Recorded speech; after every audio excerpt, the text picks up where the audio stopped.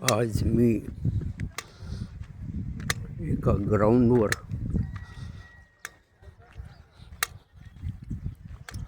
फिरायला आलो आहे.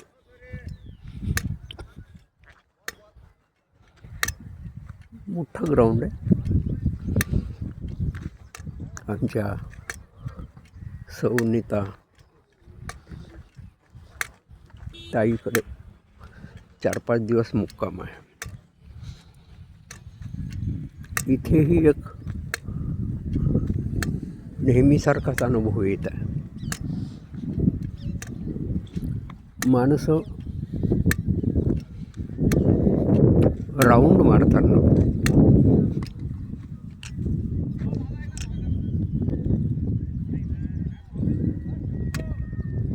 मला असं वाटतं की चुकीच्या दिशेनं राऊंड मारतात.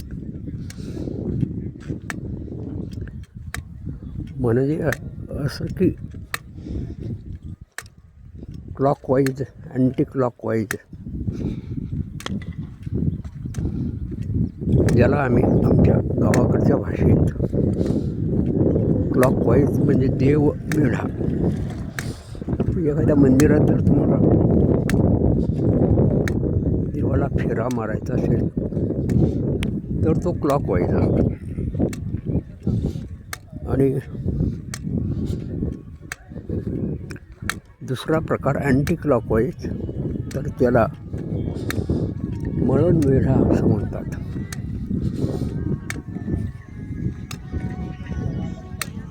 मळण वेढा म्हणजे 40 वर्षापूर्वी जेव्हा शेतीतल्या ज्वारीच्या कणसांचं, उडदाचं खळं व्हायचं, तर ते बैलाची मळण घालून, अर्थात कमी असेल तर, धान्य कमी होणारं असेल तर बैलाची मळण घालून, आणि जास्त जर समजा होणार असेल तर मग 2-3 गाडी बैल फिरवून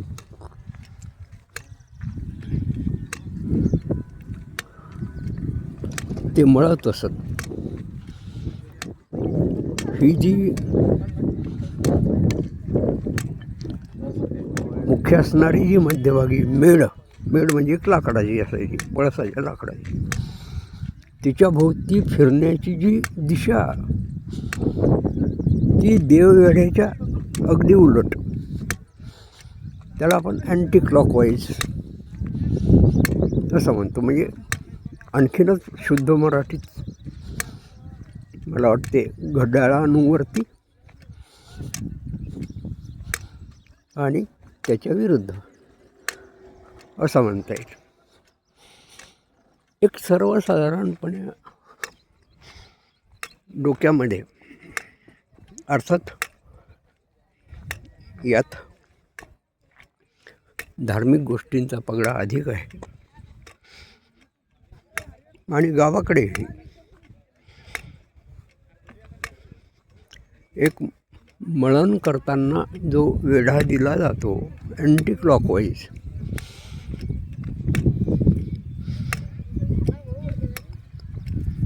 तो इतर कधीही कोणत्याही गोष्टीसाठी दिला जात नाही. आणखी एक उदाहरण सांगतो, मुद्दाम सांगतो, की गावाकडे एखादा माणूस मृत झाला तर त्याच्या प्रेताची गावातून मिरवणूक काढतात आणि नंतर मग ते स्मशानभूमीमध्ये जाळायला किंवा पुरायला जे काय असेल ते नेतात. तर या पद्धतीमध्ये सुद्धा त्या प्रेताला घेऊन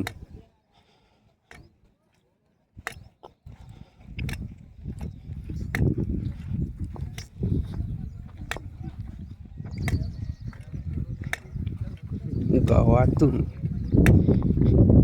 देववेढा म्हणजे क्लॉकवाईज डायरेक्शननं वेढा मारला जातो. आता हे झालं मृत्यूच्या संदर्भातलं. पण जर समजा लग्नविधी असेल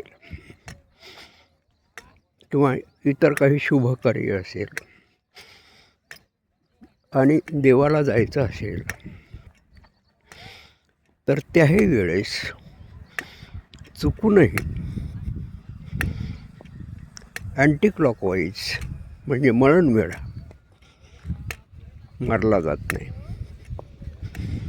हे सगळे संस्कार म्हणजे माझ्यासारख्याच्या मनावर ग्रामीण भागातून आलेला असल्याने झालेले आहेत.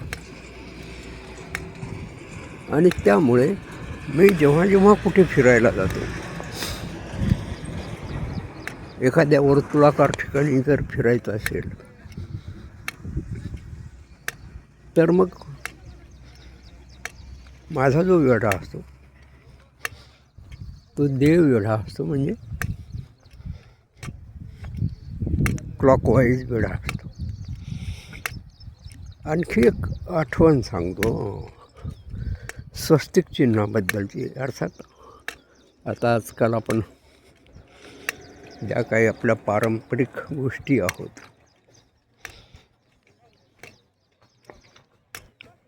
त्याबद्दल बरेचदा नाकही मुरडतो, पण त्याचा आपण विविध शुभकार्यामध्ये कार्यक्रम वापरही करतो. तर माझी मुलं त्यावेळी लहान होती, म्हणजे अगदी मोठी नीता आमची 4थ्या वर्गात असावी. नोकरीच्या गावी म्हणजे पारडी टकमोर तालुका जिल्हा वाशिम येथे मी राहत होतो. त्यावेळी माझ्याकडे आमच्या एका मित्राचे वडील आले. ते वयस्कर होते. ते आले नेमकं त्यावेळेस मी एका मुलाच्या पाठीवर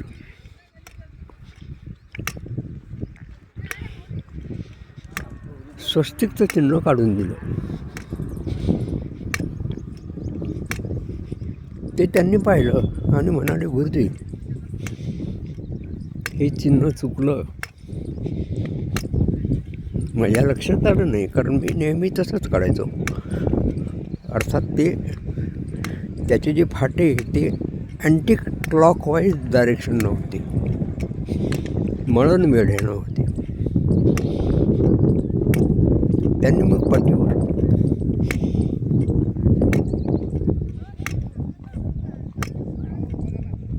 ते स्वस्तिकचं चित्र काढून दाखवलं. ते होतं क्लॉकवाईज डायरेक्शन. तर हे सगळं असं रक्तात भिनलेलं आहे. त्यामुळे कुठे काही कमी जास्त दिसलं की मग लगेच माणूस त्यावर विचार करतो. अर्थात विचार करणे ही काही सगळ्यांचीच प्रवृत्ती असू शकत नाही. काही दुर्लक्षही करत असतील किंवा काहींच्या ते लक्षातही येत नसेल. ठीक आहे.